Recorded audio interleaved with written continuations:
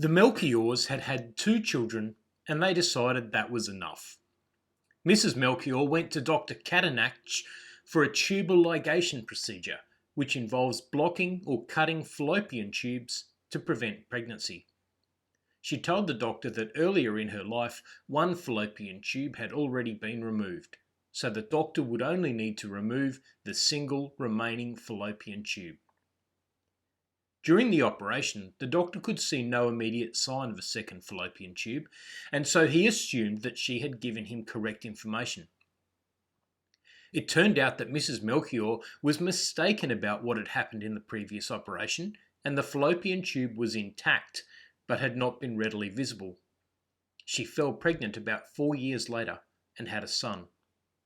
Mrs. Melchior sued Dr. Cattanach for negligence on the basis that he should have more effectively investigated whether her second fallopian tube was intact.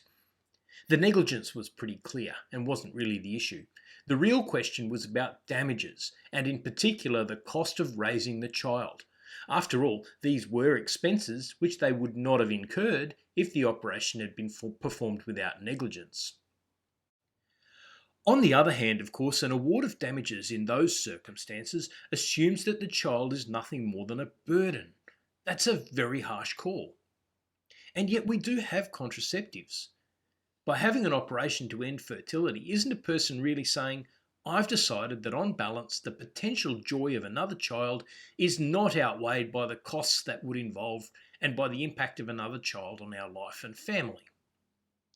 The High Court by majority found that the costs of raising a child were able to be recovered in damages.